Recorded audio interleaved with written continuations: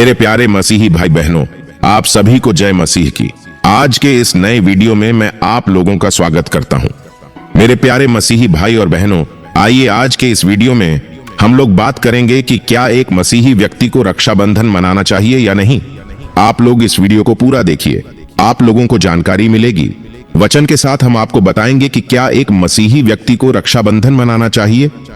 मेरे प्यारे मसीही भाई और बहनों, सबसे पहले हम यह बता देना चाहते हैं कि यह वीडियो हम उन लोगों के लिए बना रहे हैं जो लोग यीशु के पीछे चलते हैं, जो यीशु का वचन को फॉलो करते हैं।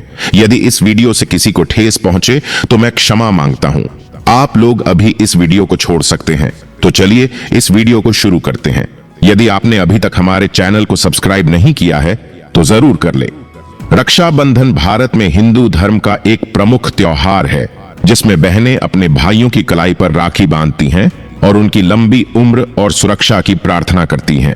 भाई इस मौके पर अपनी बहनों को उपहार देते हैं और उनकी रक्षा करने का वचन देते हैं। यह त्योहार भाई बहन के बीच स्नेह, प्रेम और दायित्व को दर्शाता है। बाइबल में विभिन्न संस्कृतियों और परंपराओं के प्रति ईसाइयों के दृष्टिकोण को समझाने के लिए हमें कुछ महत्वपूर्ण सिद्धांतों पर ध्यान देना होगा। बाइबल हमें सिखाती है कि सभी संस्कृतियां और परंपराएं एक समान नहीं हैं, लेकिन हमें हर किसी के प्रति आदर और प्रेम दिखाना चाहिए। बाइबल हमें सिखाती है कि हमें हर व्यक्ति का प्रेम और आदर करना चाहिए। मत्ती 22 अध्याय का 39 पद में यीशु मसीह ने कहा है कि और उसी के समान यह दूसरी भी है कि तू अपने पड़ोसी से अपने समान प्रेम रख। यह वचन हमें इस बात की याद दिलाता है कि हमें विभिन्न संस्कृतियों और परंपराओं का आदर करना चाहिए, भले ही वे हमारी अपनी परंपराओं से अलग हों।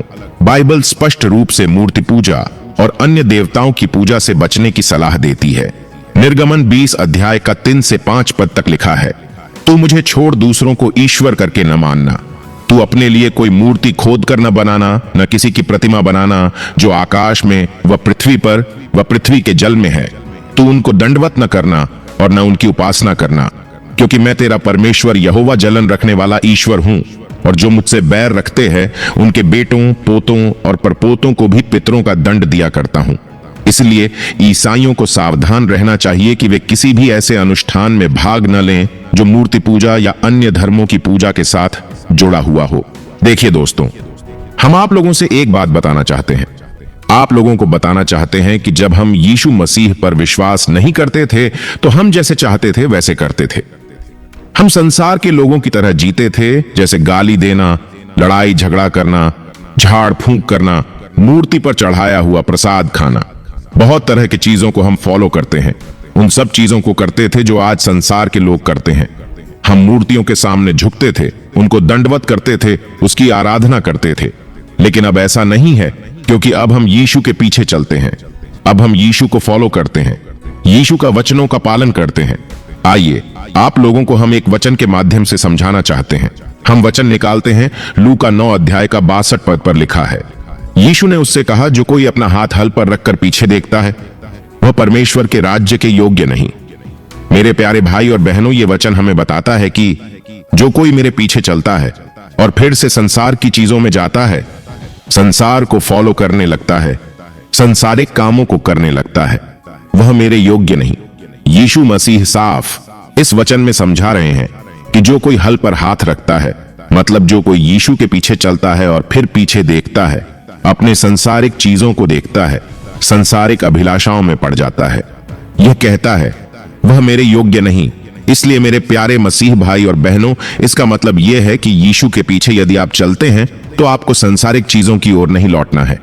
जिन चीजों को आप छोड़ दिए हैं, यदि अभी तक नहीं भी छोड़े हैं और आप नहीं जानते थे पहले, लेकिन आज आप लोगों को पता चल रहा है कि आप ये सारी चीजें को नहीं करना है, तो आज से आप लोग इन सारी चीजों को छोड़ दें।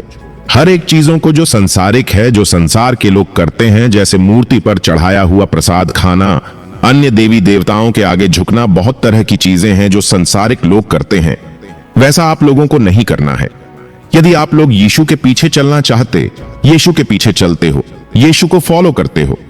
पहले जब हम संसारिक जीवन जी रहे थे तो हम हिंदुओं के त्योहार को बड़े धूमधाम से मनाया करते थे, जैसे रक्षाबंधन, दीपावली, दशहरा, अन्य तरह के त्योहारों को बड़े धूमधाम से मनाया करते थे।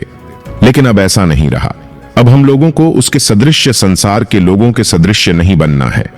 अब हमको उन सारे आदतों को, उन सारे चाल चलन को छोड़ना है, भुलाना है। जैसे रोमियो 12 अध्याय का 2 पद में लिखा है, और इस संसार के सदृश न बनो, परंतु तुम्हारी बुद्धि के नए हो जाने से तुम्हारा चाल चलन भी बदलता जाए, जिससे तुम परमेश्वर की भली और भावती और सिद्ध इच्छा अनुभव से मालूम करते रहो। मेरे प्यारे मसीह भाई और बहनों, परमेश्वर का वचन कहता है कि तुम्हारे मन के नए हो जाने से तुम्हारा चाल चलन भी बदलता जाए। जब आप यीशु में आए तो आपका हर एक चाल चलन जो पुराना था, जो संसारिक था, वो बदलने लगे। आप उन्हें बदलिए। आपका जो पहले का आदत था, जैसे आप संसारिक चीजों के पीछे चलते थे, अन्य देवी देवताओं के आराधना करते थे, उनके प्रसाद खाते थे, आपको उन सारी चीजों को छोड़ना है। हिंदुओं के त्योहार को आपको भुला देना है। मेरे प्यारे मसीह, जैसे हम रक्षाबंधन को देखते हैं तो रक्षाबंधन का त्योहार हिंदू के पौराणिक कथाओं से जुड़ा हुआ, हिंदू के देवी देवताओं से जुड़ा हुआ है।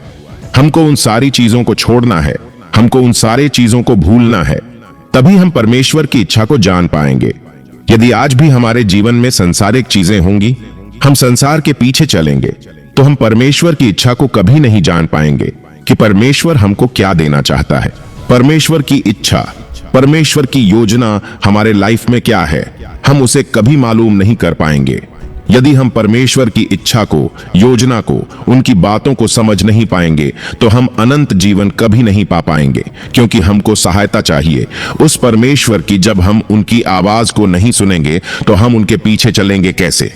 इसलिए आपको उन सारी चीजों को छोड़ना है ताकि आप प्रभु की बातों को समझ सके, प्रभु आपसे बातें कर सके। मेरे प्यारे मसीह भाई और बहनों, अब बात करते हैं कि भाई बहन के प्यार के बारे में। क्या भाई बहन उस एक धागे से जुड़ा है? उसका प्यार एक धागे से जुड़ा हुआ है? शायद नहीं। भाई बहन का प्यार एक धागे से जुड़ा हुआ नहीं। वह भाई बहन का प्यार दिल से जुड़ा होना चाहिए। तब वह सच्चा प्रेम एक धागे से जुड़ा हुआ नहीं होना चाहिए। क्या एक भाई एक बहन की रक्षा तभी करेगा जब उसकी बहन उसको राखी बांधेगा? ऐसा नहीं हो सकता। वह भाई तब भी अपनी बहन की रक्षा करेगा जब उसकी बहन उसे राखी बांधे या ना बांधे, क्योंकि बहन भी अपने भाई से प्रेम करता है। इसलिए मेरे प्यारे मसीह भाई और बहनों, यदि आप लोगों को यह वीडियो समझ में आ रहा है तो इस वीडियो को लाइक करिए, चैनल को सब्सक्राइब कीजिए, और हम उम्मीद करते, आशा करते हैं कि आप लोग समझ चुके होंगे कि आपको उन सारी चीजों को नहीं करना है, आपको रक्षाबंधन नहीं मनाना है। तो मेरे प्यारे मसीही भाई और बहनों, हम उम्मीद करते हैं, आशा करते हैं आप लोगों को यह वीडियो पसंद आया तो वीडियो को लाइक, शेयर, सब्सक्राइब जरूर करिए। आप सभी को जय मसीह की। फिर मिलेंगे अगले वीडियो में।